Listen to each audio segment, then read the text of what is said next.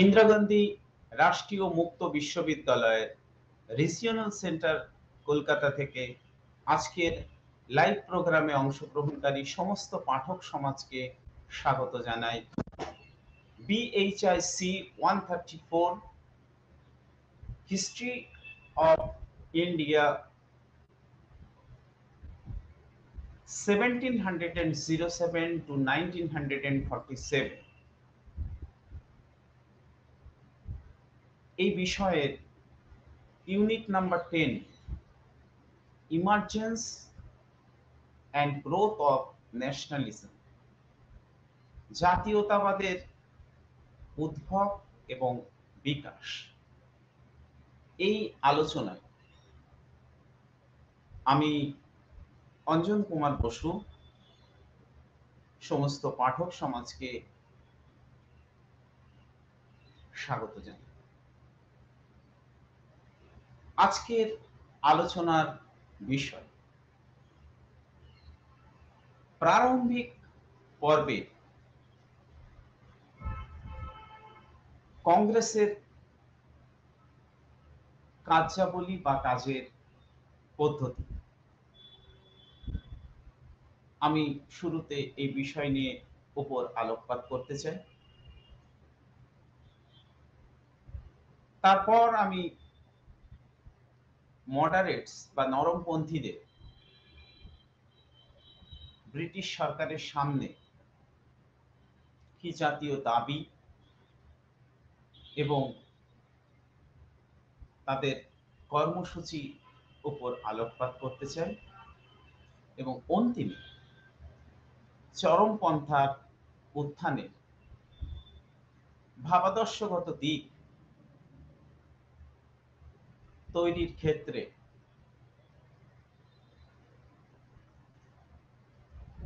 কারা কার্যকরী ভূমিকা গ্রহণ করেছিলেন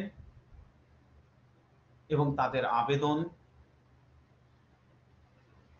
সাধারণ ভারতবাসীর জন্য কি রকম ছিল, সেই বিষয়ের উপর আমি আজকের আলোচনার অন্তিম পর্বে আলোকপাত করব। এখন আমার আলোচনার বিষয়বস্তু প্রারম্ভিক কংগ্রেসের কাজের পদ্ধতি। আমি ইতিমধ্যে আলোচনা করেছি যে 1885 খ্রিস্টাব্দে জাতীয় কংগ্রেস নামক যে সর্বভারতীয় মঞ্চ প্রতিষ্ঠিত হয়েছিল, সেই মঞ্চকে যদি তর্কের খাতিরেও আমরা ব্রিটিশ সিভিলিয়ান অ্যালান অক্টেভিয়ান হিউমের সেফটি ভালভ অর্থাৎ ব্রিটিশ সাম্রাজ্যের নিরাপত্তা প্রদানের জন্য জাতীয় কংগ্রেস নামক মঞ্চ তৈরি করা হয়েছিল,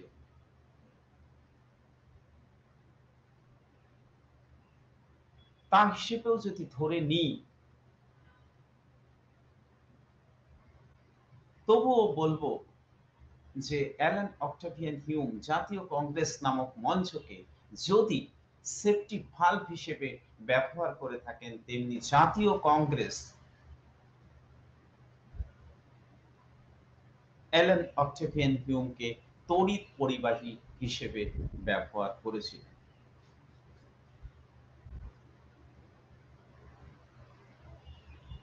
এই বক্তব্য প্রখ্যাত ইতিহাসবিদ বিপান চন্দ্রের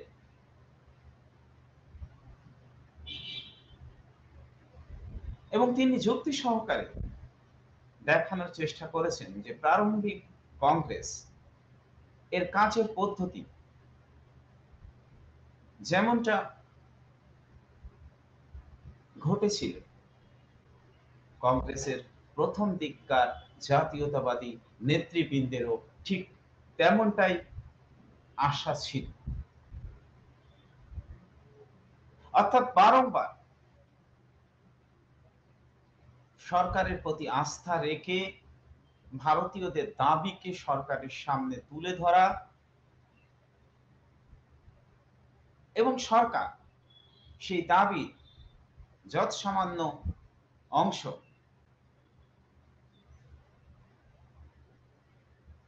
মেটাবে এবং বাকি অংশকে প্রত্যাখ্যান করবে এবং এই প্রত্যাখ্যান এবং দাবি, এই প্রত্যাখ্যান এবং দাবি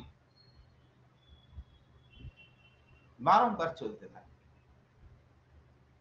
এবং এর মধ্যে দিয়ে ব্রিটিশ শাসনের স্বরূপ ভারতবাসীর সামনে উন্মোচিত হবে এবং জাতীয়তাবাদী মানুষ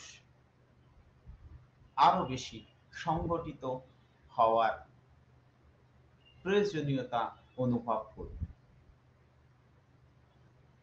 স্পষ্টতই জাতীয় কংগ্রেসের প্রথম দিকের নেতৃবৃন্দ ব্রিটিশ শাসনের স্বরূপ উন্মোচন বা ব্রিটিশ শাসনের চরিত্রকে জনসাধারণের সামনে তুলে ধরার ক্ষেত্র হিসেবেই কংগ্রেস নামক মঞ্চকে ব্যবহার করতে চেয়েছিল এবং সেই লক্ষ্যে দিকে তারা এগিয়ে চলেছিলেন। কাজে কংগ্রেসের প্রারম্ভিক পর্বে কাজের পদ্ধতি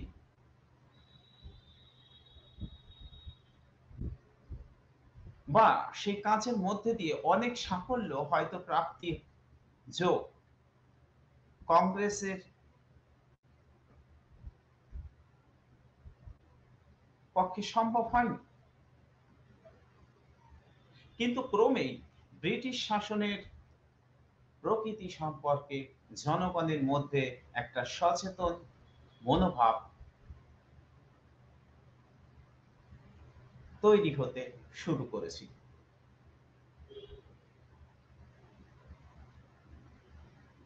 এবং আদি জাতীয়তাবাদী নেতৃবৃন্দ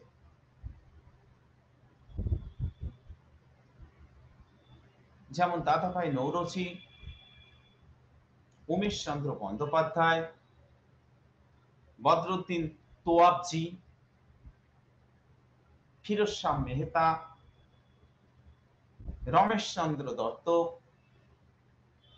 মহাদেব গোবিন্দ রানাডে, লালমোহন ঘোষ, আনন্দমোহন বসু, সুব্রমণ্য আয়ার, আনন্দ চার্লু, এরা খুব সক্রিয়তার সাথে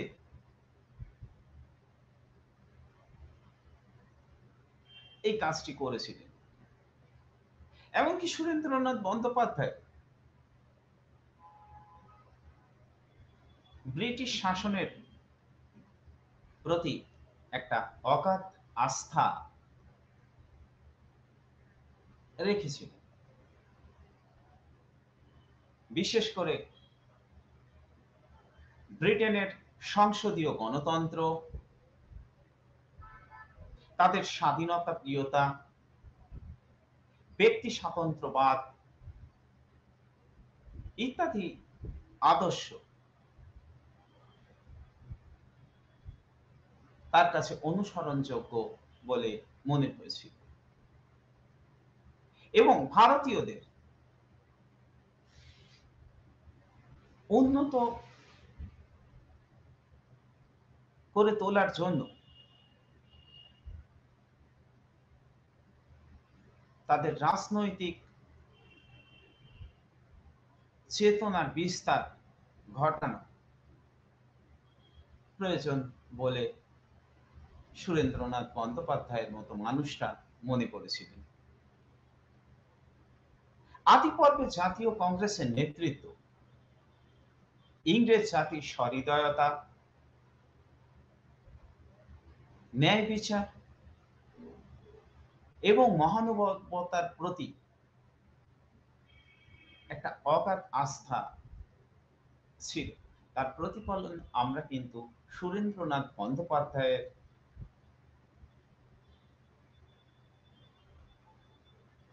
কাজকর্মের মধ্যেও লক্ষ্য করি। এমনকি দাদাভাই নওরোজি ব্রিটিশ নৈতিক আদর্শ এবং ব্রিটিশ শাসনের প্রতি অগাধ আস্থা রেখে লিখেছিলেন poverty and un-British rule in India. এই আন-ব্রিটিশ রুল অর্থাৎ ব্রিটিশ শাসনের উপযোগী নয়, এটা বলার মধ্যে দিয়ে তিনি ইংরেজ জাতিকে স্মরণ করিয়ে দিতে চেয়েছিলেন যে ভারতবাসী তাদের শাসন ব্যবস্থা প্রতি অনেক আস্থা রাখে এবং তারা যে শাসন পদ্ধতি ভারতবর্ষে চালু করেছে তা ব্রিটিশ জাতি মর্যাদার উপযোগী নয়। কিন্তু তবুও ভারতবাসী ব্রিটিশ শাসনের প্রতি আস্থা রাখে।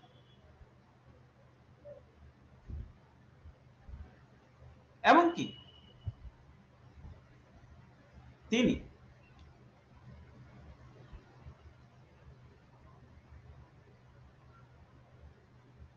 ব্রিটিশ শাসনকে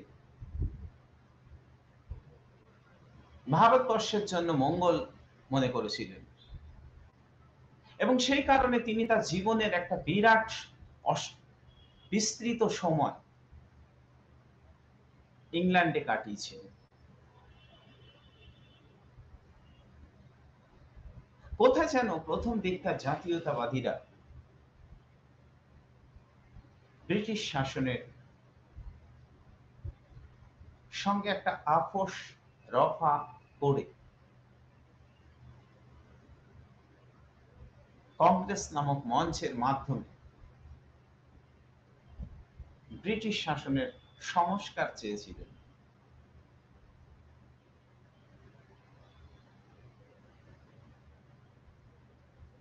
আসলে এটাই ছিল কাজের পদ্ধতি বলে বিপান চন্দ্রের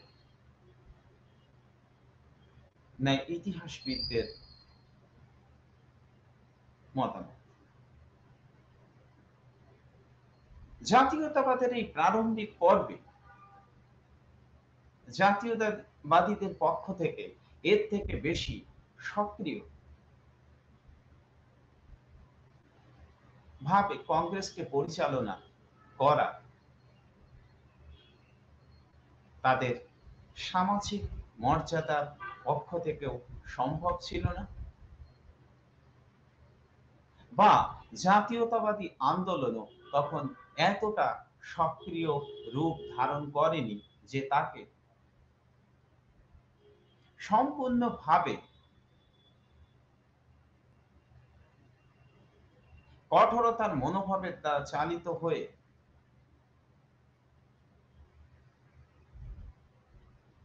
জাতীয় কংগ্রেসকে পরিচালনা করা। তাই প্রারম্ভিক কংগ্রেসের কাজের পদ্ধতি ছিল একগুচ্ছ দাবি ব্রিটিশ সরকারের কাছে তুলে ধরা, তার সীমিত অংশ পূরণ হওয়া, আবার জনগণের দাবিকে ব্রিটিশ সরকারের কাছে তুলে ধরা এবং সরকার এর পক্ষ থেকে তাকে প্রত্যাখ্যান করা। এইভাবে জনসচেতনতা বৃদ্ধি করা। বিপান চন্দ্রের ভাষায় জাতীয় কংগ্রেসকে যদি অ্যালান অক্টেভিয়ান হিউম বা ব্রিটিশরা সেফটি ভালভ হিসেবে ব্যবহার করে, তেমনি অ্যালান অক্টেভিয়ান হিউম কেউ জাতীয় নেতৃবৃন্দ বা জাতীয় কংগ্রেস তড়িৎ পরিবাহী হিসেবে ব্যবহার করেছে। আজকের পরবর্তী আলোচনার বিষয়।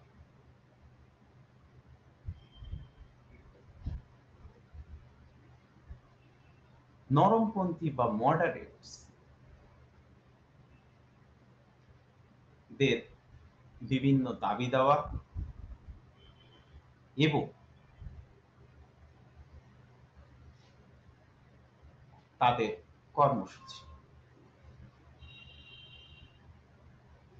আমি ইতিমধ্যে প্রারম্ভিক কংগ্রেসের কাজের পদ্ধতি বা ধরন সম্পর্কে আলোকপাত করেছি, যা থেকে স্পষ্টতই বোঝা যায় যে জাতীয় কংগ্রেসের প্রথম দিককার কর্মসূচি ছিল অনেকটাই অগোছালো এবং জাতীয়তাবাদীদের শ্রেণী স্বার্থের সঙ্গে সঙ্গতিপূর্ণ এবং তাদের দাবিগুলি ছিল অনুরূপ।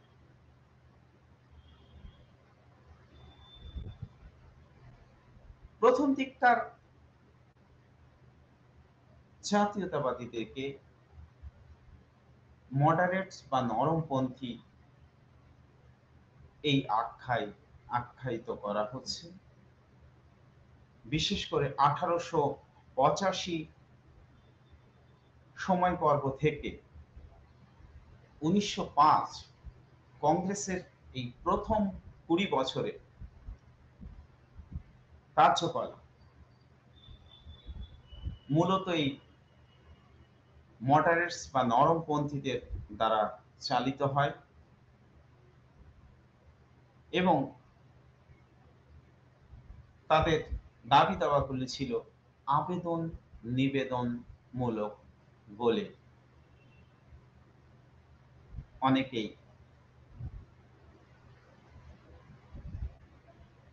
দাবি করেছেন।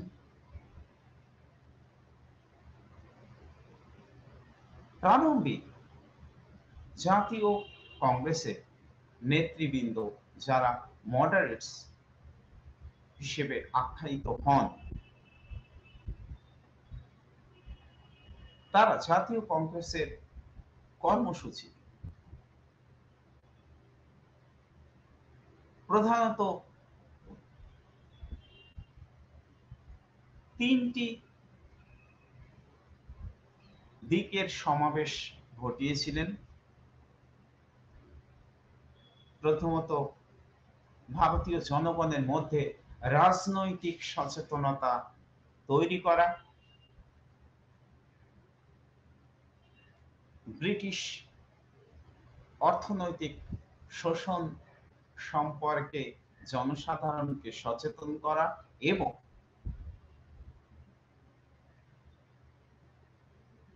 ব্রিটিশ সরকারকে সমালোচনা করা এবং প্রশাসনিক নানান ধরনের দাবি দাওয়াকে সামনে আনা হয়েছিল।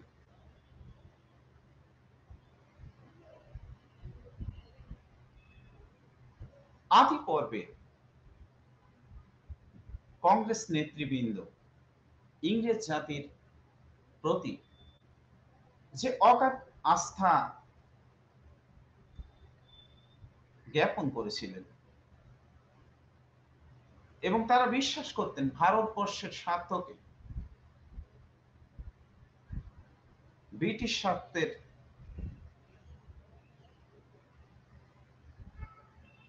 পরিপন্থী মনে করতেন না। দাদাভাই নওরোজি এমনটা দাবি করেছেন, আমি বিশ্বাস করি ব্রিটিশ শাসনের ফল ভারতের কাছে আশীর্বাদ এবং ইংল্যান্ডের কাছে গৌরবের বিষয় হতে পারে যে পৃথিবীর সবচেয়ে মানবিক জাতির পক্ষে এই ফলদান সম্ভব।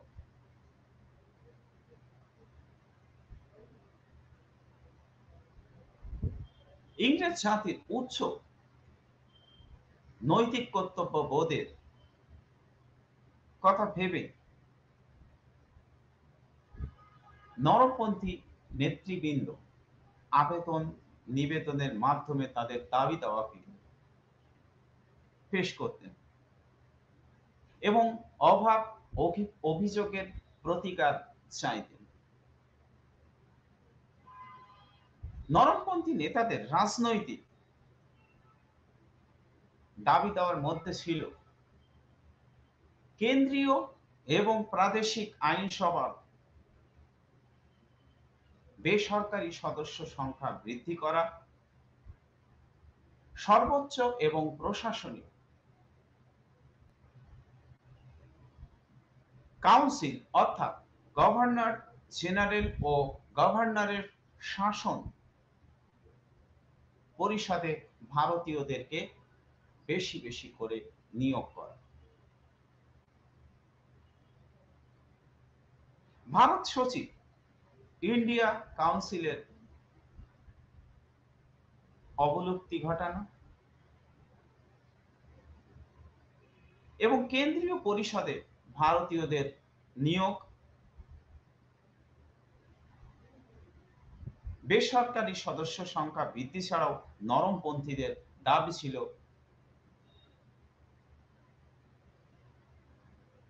সরকারি বাজেট বিতর্কে ভারতীয়দের বক্তব্যকে মান্যতা দেওয়া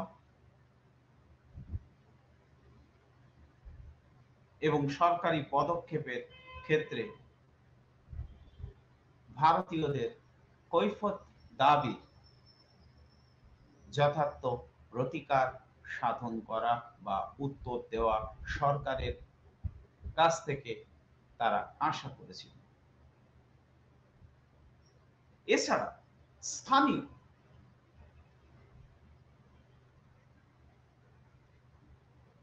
প্রতিষ্ঠানের বণিক সভা বা চেম্বার অফ কমার্সকে মান্যতা দেওয়া, বিশ্ববিদ্যালয়ের মতো প্রতিষ্ঠান গুলো থেকে প্রতিনিধি নির্বাচন করা, ফলে একটা রাজনৈতিক সচেতনতা বোধ জনগণের মধ্যে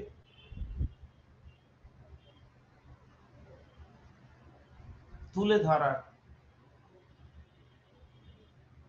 চিন্তা ভাবনাকে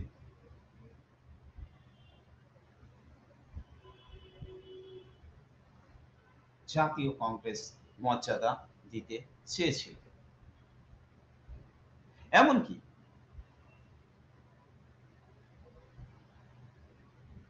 1892 খ্রিস্টাব্দে ইন্ডিয়ান কাউন্সিল অ্যাক্ট জাতীয় কংগ্রেসের দাবি অনুযায়ী কেন্দ্রীয় ও প্রাদেশিক আইনসভাকে সম্প্রসারিত করার উদ্যোগ নেওয়া হয়েছিল এই ইন্ডিয়ান কাউন্সিল অ্যাক্টের মাধ্যমে। এবং এই আইনে এমনটাও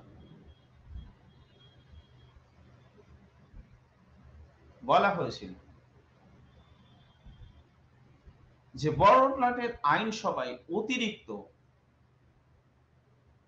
সদস্য হবে ন্যূনতম 10 জন এবং সর্বাধিক 16 জন।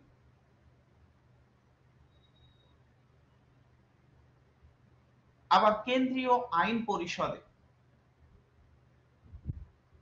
বাংলা, বোম্বাই, মাদ্রাজ আইন পরিষদে অতিরিক্ত সদস্য সংখ্যা হবে ন্যূনতম 8 এবং সর্বাধিক 20। কিন্তু মজার বিষয় হলো জাতীয় কংগ্রেস নেতৃবৃন্দ এত কিছু দাবিকে সামনে আনলেও এবং সরকার তার কিছু অংশ পূরণ করলেও মোটের উপর আইন পরিষদে ব্রিটিশ আধিপত্যই বজায় ছিল। ফলে ভারতীয়রা বাজেট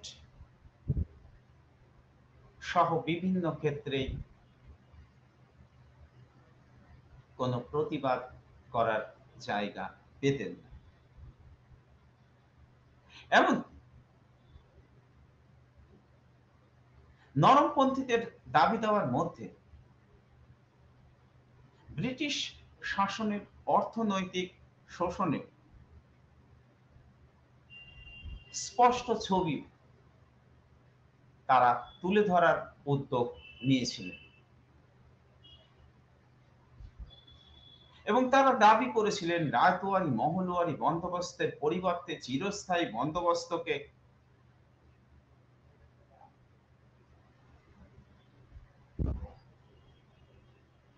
ভারতবর্ষের কৃষি ক্ষেত্রে প্রয়োগ করা, এমনকি ভারত থেকে যে বিপুল পরিমাণ সম্পদের নির্গমন সংগঠিত হয়েছিল তার বিরুদ্ধে জনমত গড়ে তুলে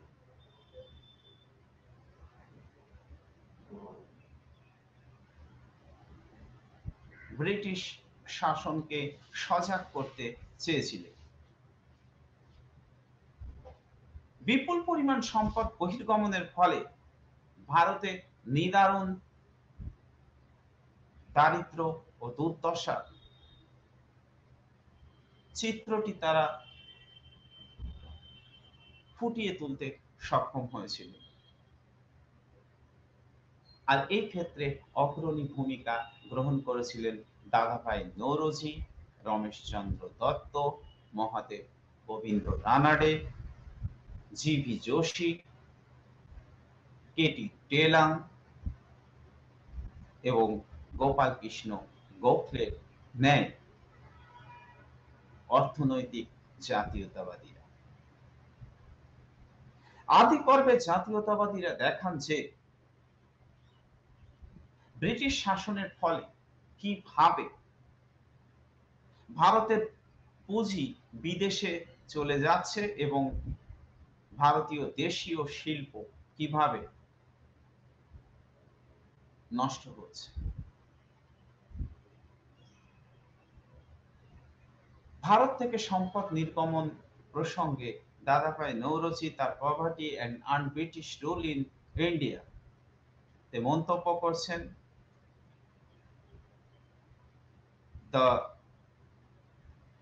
romance is the beneficiaries of the British rule and reality is the bleeding of the British rule.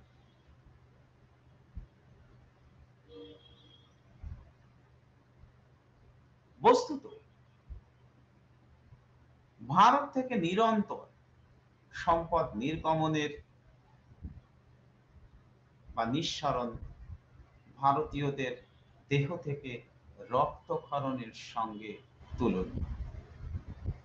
এর ফলে ভারতবাসী সীমাহীন দারিদ্রতার কবলে পড়ে এবং প্রতি বছর ট্রিবিউট, হোম চার্জ, ঋণের সুদ এবং পুঁজিপতিদের মুনাফা, যুদ্ধ এবং সামরিক খাতে ব্যয় বরাদ্দ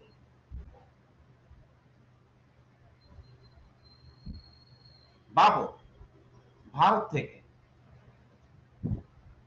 ৩০ থেকে ৪০ কোটি টাকা ইংল্যান্ডে চলে যায়, যার বিনিময়ে ভারত কিচ্ছু পেত না। এই বিষয়টি কে আরো সুন্দরভাবে উপস্থাপন করেছেন দ্বিজেন্দ্র ত্রিপাঠী তার ট্রায়াঙ্গুলার রুট থিওরির মাধ্যমে, ত্রিকোণ বাণিজ্যের তত্ত্বের মাধ্যমে, যা ইস্ট ইন্ডিয়া কোম্পানির শাসনকাল থেকেই সূচনা হয়েছিল। একই প্রক্রিয়া চলতে থাকে মহারানীর শাসন পর্বে। এমনকি রমেশচন্দ্র দত্ত তার ইকোনমিক হিস্ট্রি অফ ইন্ডিয়া নামক দুইখানি গ্রন্থে কিভাবে ভারতের সম্পদ ইংল্যান্ডকে সমৃদ্ধ করেছে এবং ভারতের দুর্দশা বাড়িয়েছে তা ব্যক্ত করেছেন। আমি আমার পূর্ববর্তী আলোচনা সম্পদের বহির্গমন, অবশিল্পায়ন এবং ব্রিটিশ শাসনের বিভিন্ন দিক প্রসঙ্গে বারংবার পাঠক সমাজকে সজাগ করার চেষ্টা করেছি আলোচনার মাধ্যমে, যে কিভাবে ভারত থেকে একটা ব্যাপক পরিমাণ সম্পদের বহির্গমন ঘটেছে। আর ভারতের বৈদেশিক বাণিজ্য সবটাই ইংরেজরা আত্মসাৎ করেছে। ইংল্যান্ডের শিল্পের স্বার্থে ভারতকে কাঁচামাল উৎপাদনকারী দেশে পরিণত করা হয়েছে। নরমপন্থী নেতৃবৃন্দ ব্রিটিশ শাসনের এই শোষণমূলক চিত্রটি সুস্পষ্টভাবে তুলে ধরার চেষ্টা করেছে। এমনকি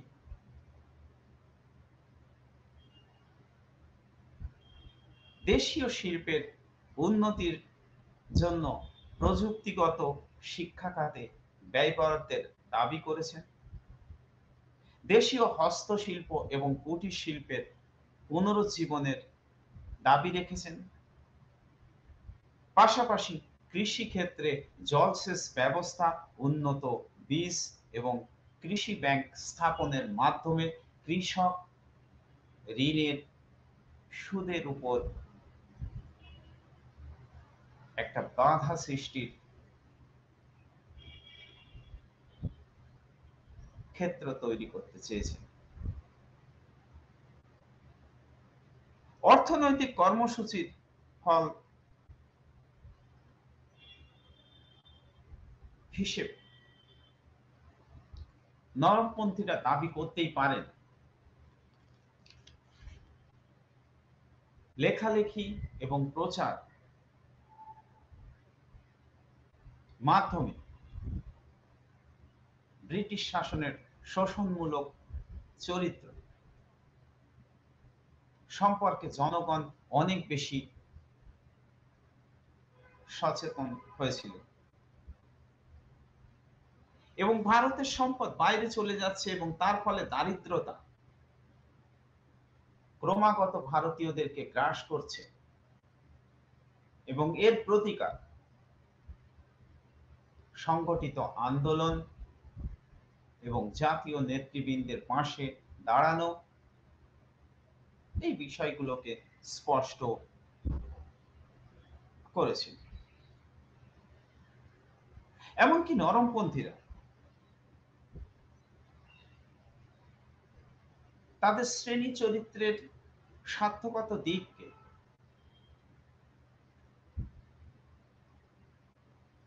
উপেক্ষা না করেও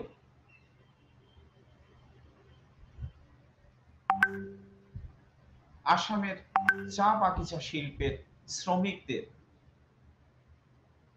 দুর্দশা সম্পর্কে সরব হয়েছিলেন। এছাড়া তারা সামরিক খাতে ব্যয় কমিয়ে অর্থনৈতিক বিকাশের কাজে সেই অর্থকে কাজে লাগাতে চেয়েছিলেন।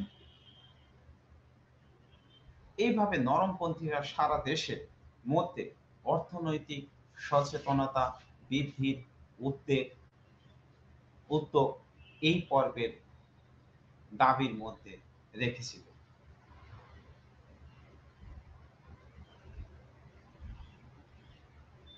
আবার নরমপন্থীদের এই পর্বের দাবি দেওয়ার মধ্যে প্রশাসনিক দাবি দেওয়া যথেষ্ট তাদের শ্রেণী স্বার্থের উপযোগী ছিল।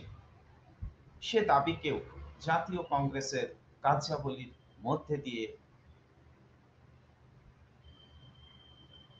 তারা তুলে ধরতে চেয়েছিল। আসলে 1885 থেকে 1905 পর্বে জাতীয় কংগ্রেসের নেতৃত্ব দানকারী সমস্ত জাতীয় নেতৃবৃন্দ তারা তাদের স্ব ক্ষেত্রে নিজের নিজের জায়গায় প্রতিষ্ঠিত ছিলেন।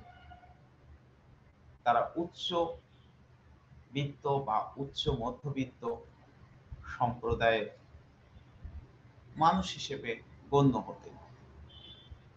হ্যাঁ, সাধারণ জনগণের সাথে তাদের যোগ হয়তো অতটা ছিল না। ফলে তাদের দাবি দাওয়ায় কখনো কখনো শ্রেণী স্বার্থের বিষয়গুলি প্রাধান্য পেয়েছিল এবং সেই শ্রেণী স্বার্থের বিষয়গুলি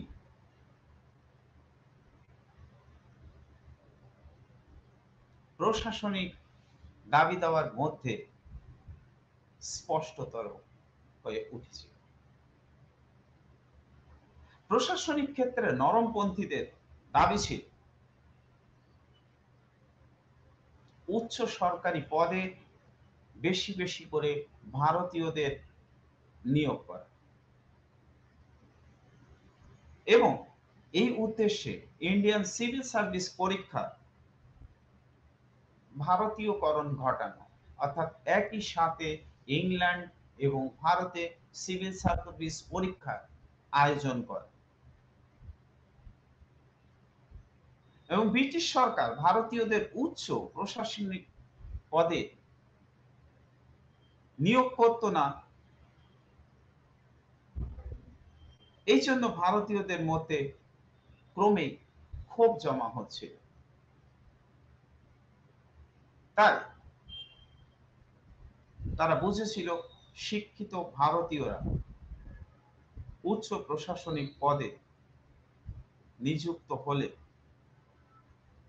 একদিকে যাদের যেমন তাদের প্রশাসনিক অভিজ্ঞতা বৃদ্ধি পাবে, তেমনি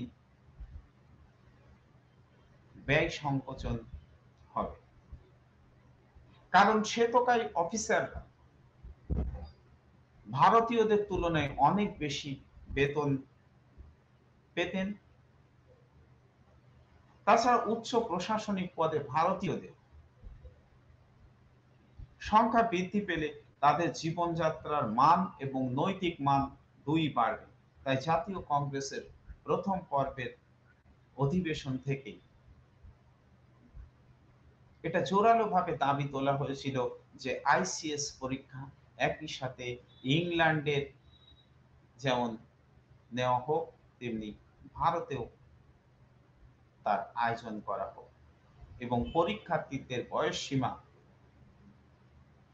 23 বছর পর্যন্ত বাড়াতে হবে বলে দাবি করা হয়। এছাড়া স্ট্যাটুটারি সিভিল সার্ভিস তুলে দেওয়ার দাবিও জানানো হয়। উচ্চবিত্ত শিক্ষিত ভারতীয়দের মধ্যে সিভিল সার্ভিস পরীক্ষার নানা প্রতিবন্ধকতা নিয়ে যে ক্ষোভ ছিল তা নরমপন্থী নেতা গোখলের বক্তব্যের মধ্য দিয়ে স্পষ্ট হয়েছে। তিনি এক বক্তৃতায় ক্ষোভের জন্য ক্ষোভের সঙ্গে বলে, আমাদের দেশের পদের জন্য দেশেই যদি পরীক্ষা না হয় তাহলে ন্যায় ও সাম্যের অর্থ কি তিনি তা জানেন না। অর্থাৎ ভারতীয় সিভিল সার্ভিস ভারতে গ্রহণের এবং সময়সীমা বৃদ্ধির, সময়সীমা অর্থে বয়স বৃদ্ধির দাবি তুলে ধরেছিলেন জাতীয় কংগ্রেসের নেতৃবৃন্দ বারংবার। এরপর 1888 সালে অধিবেশনে আবার এই একই দাবিকে তুলে ধরা হয়েছিল। 1885, 1886 প্রথম দুই অধিবেশনে যেমন এই দাবিটিকে সামনে রাখা হয়েছিল, তেমনি 1888 সালে আবার এই দাবিকেই সামনে রাখা হয়েছিল। ফলে এই দাবির মধ্যে উচ্চ শিক্ষিত, উচ্চবিত্তের, উচ্চাকাঙ্ক্ষার একটা প্রতিফলন যে ছিল, সে সম্পর্কে ইতিহাস পাঠক মাত্রই কোনো দ্বিধাবোধ করবেন না। তবে সুমিত সরকার এর মতো ইতিহাসবিদরা এই দাবিকে অন্য দৃষ্টিকোণ থেকে তাৎপর্যপূর্ণ মনে করে। তার মতে আইসিএস পরীক্ষার ভারতীয়করণের দাবি ইউরোপীয়দের জাতি বৈষম্যের বিরুদ্ধে একটা সঙ্গত প্রতিবাদ ছিল নরমপন্থীদের। সিভিল সার্ভিস পরীক্ষা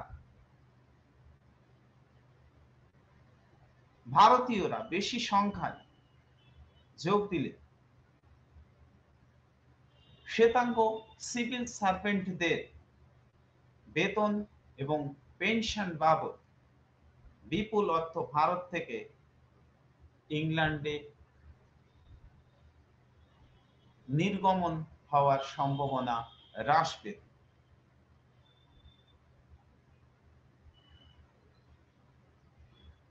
ফলে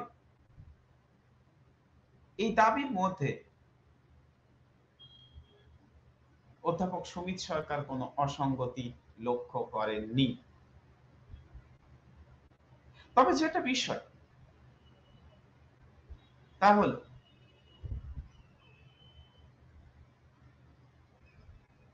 1887 জাতীয় কংগ্রেসের তৃতীয় অধিবেশনে সামরিক উচ্চ পদে ভারতীয়দের নিয়োগের দাবিও জাতীয় কংগ্রেসের তরফ থেকে তুলে ধরা হয়েছিল। এরপর 1900 খ্রিস্টাব্দে থেকে কংগ্রেসীরা পুলিশ, সামরিক, চিকিৎসা, পূর্ত, রেল এবং শুল্ক বিভাগে ভারতীয় কর্মচারীর সংখ্যা বৃদ্ধি নিয়ে সরব হন। অন্যান্য প্রশাসনিক সংস্কারের মধ্যে বিচার বিভাগকে পৃথকীকরণের দাবিও ছিল। এইভাবে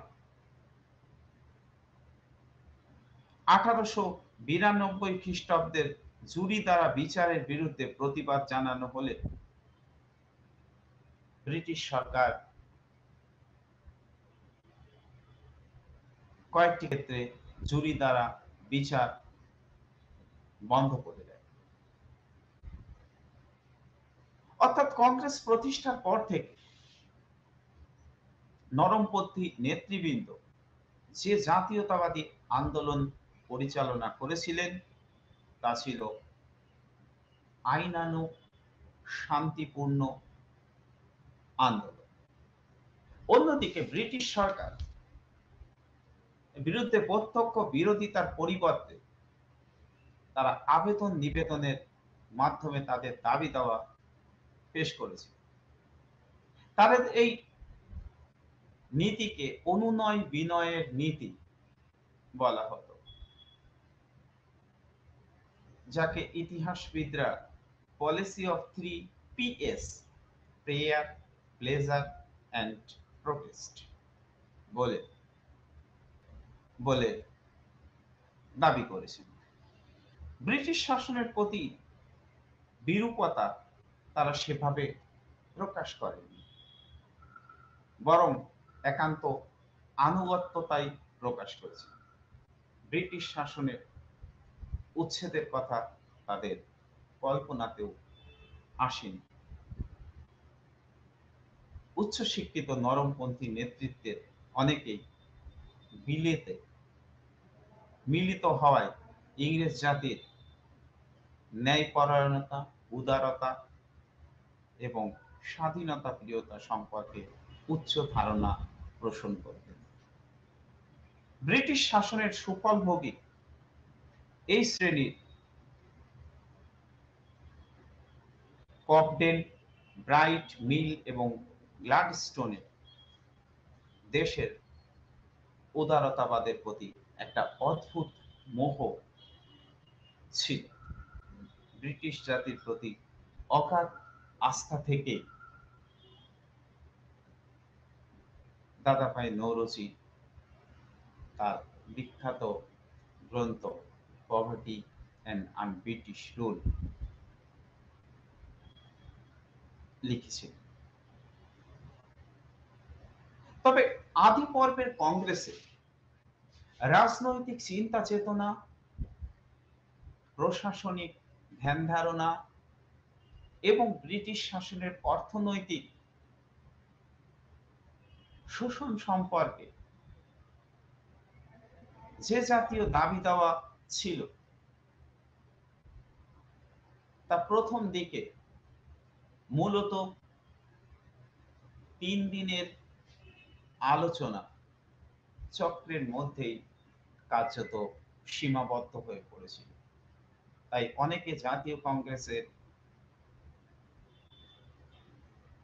বার্ষিক অধিবেশনকে ৩ দিনের তামাশা বলে কটাক্ষ করেছিলেন। বিশেষ করে বরিশালের বিশিষ্ট চরমপন্থী নেতা অশ্বিনী কুমার দত্ত জাতীয় কংগ্রেসকে এই বিদ্রূপে এর জালে আবদ্ধ করেছিলেন।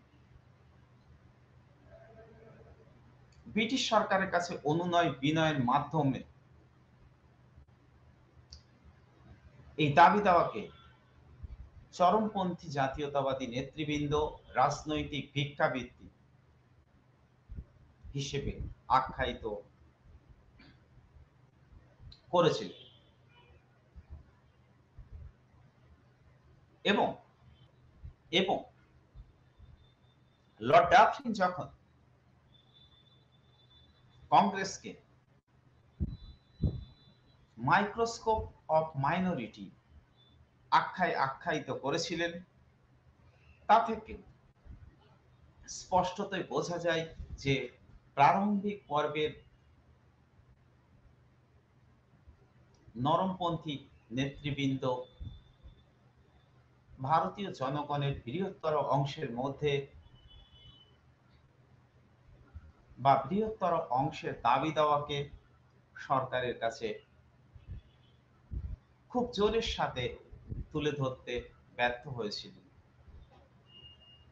তাদের কাছে তখন রাজনৈতিক কর্মকাণ্ড কখনোই পেশা হিসেবে গণ্য হয়নি।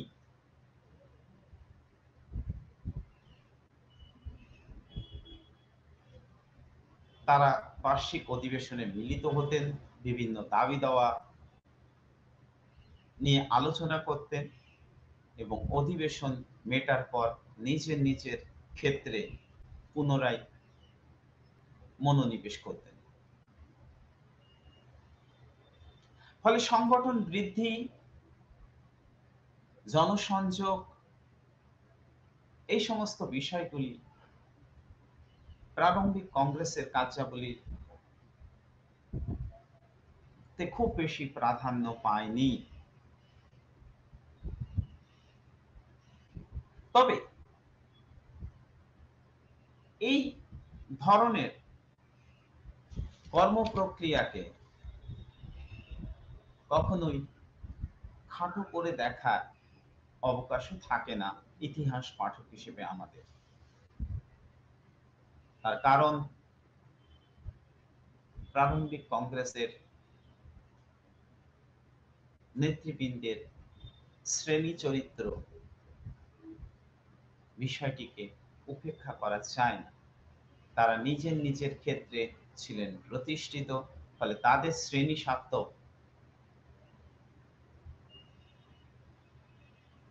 কে উপেক্ষা করা যায় না।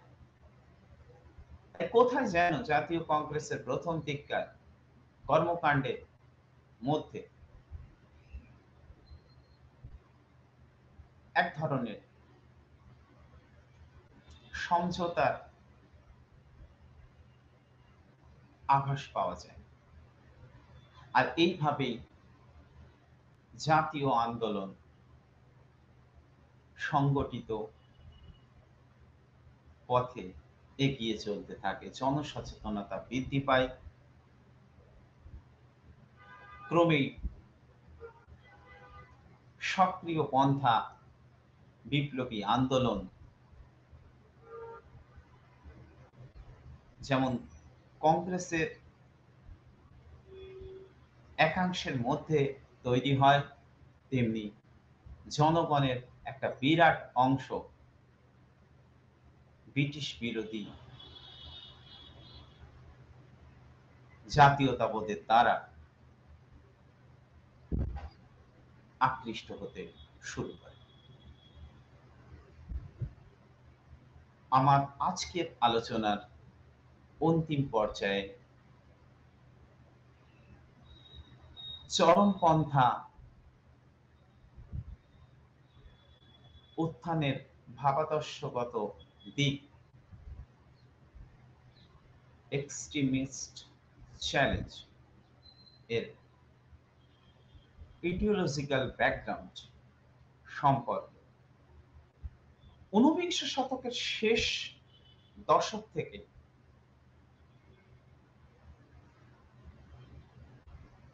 নরমপন্থী জাতীয়তাবাদীদের আন্দোলনে নানান ধরনের দুর্বলতা প্রকাশ্যে প্রকট হয়ে উঠতে থাকে। তাদের ইংরেজ তোষণ, ইংরেজ সভ্যতা সম্পর্কে অতি উচ্চ ধারণা এবং ইংরেজি সংস্কৃতির প্রতি অন্ধ অনুকরণ প্রিয়তা, ইংরেজ জাতির সহৃদয়তা, ন্যায়পরায়ণতা ইত্যাদি সম্পর্কে তাদের মোহ আচ্ছন্নতা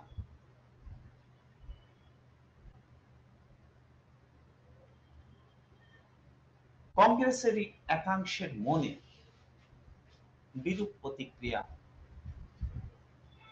তৈরি করে। আর সাধারণ জনগণের ক্ষেত্রে তো সেটা ছিল।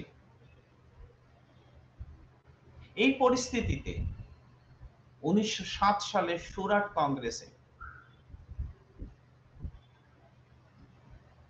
জাতীয় কংগ্রেসের মধ্যে স্পষ্টত বিভাজন তৈরি হয় এবং কংগ্রেস বিভাজিত হয়ে চরমপন্থী এবং নরমপন্থী দুই অংশে ভাগ হয়েছে।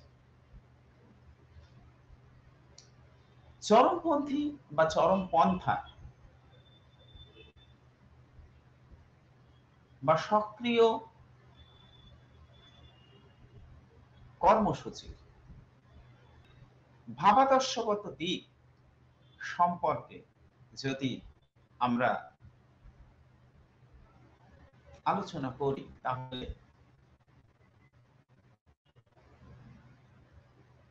আমরা বেশ কিছু মনীষী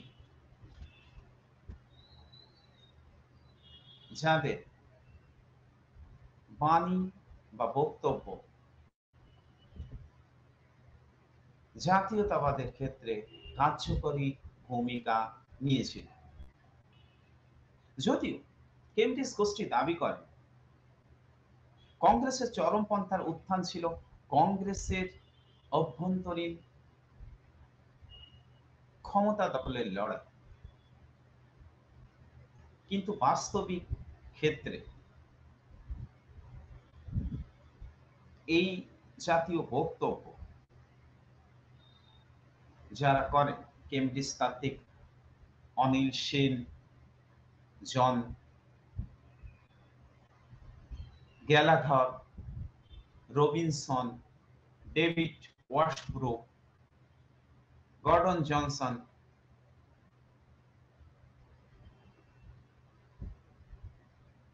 তারা যে কতটা সাম্রাজ্যবাদের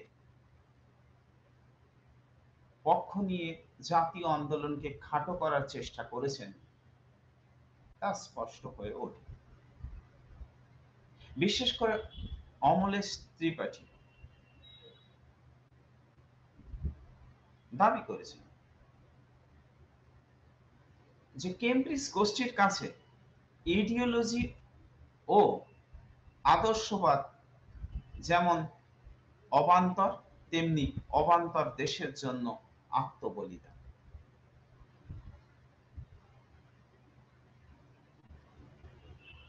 এমনকি সুমিত সরকারও মনে করেন কেমব্রিজ ঐতিহাসিকরা কংগ্রেসি গোষ্ঠীদ্বন্দ্বের উপর অহেতুক বেশি গুরুত্ব আরোপ করেছেন।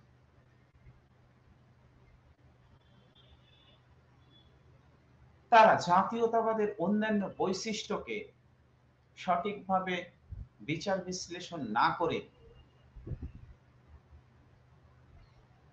বিরোধের বিষয় নিয়ে বেশি মাথা ঘামিয়েছেন। এর ফল চরমপন্থার ভাবাদর্শগত দিক যা তৈরি হয়েছিল বঙ্কিমচন্দ্র চট্টোপাধ্যায়ের লেখনীর মধ্যে দিয়ে, যা প্রকাশ পেয়েছিল স্বামী বিবেকানন্দ, ভগিনী নিবেদিতা এবং ঋষি অরবিন্দ ও দয়ানন্দ সরস্বতীর রচনাবলীর দ্বারা, এবং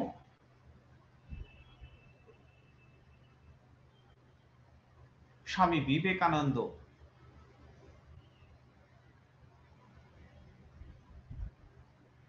দিশেহারা ভারতবাসীকে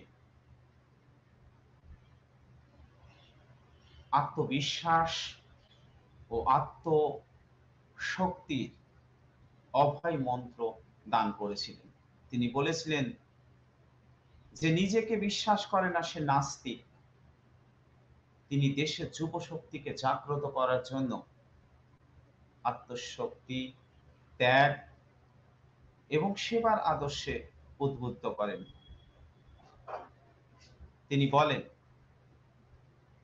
আমি চাই এমন লোক যাদের মধ্যে বেশি শক্তির দৃঢ় হবে এবং স্নায়ু হবে ইস্পাত দণ্ডের ন্যায়। এইভাবে স্বামী বিবেকানন্দ, দয়ানন্দ সরস্বতী, বঙ্কিমচন্দ্র চট্টোপাধ্যায় চরমপন্থী আন্দোলনের ভাবাদর্শগত দিককে তুলে ধরার চেষ্টা করেছি। আমি আমার পরবর্তী আলোচনায় এ বিষয়ে আরো কিছু বলার চেষ্টা করব। ধন্যবাদ।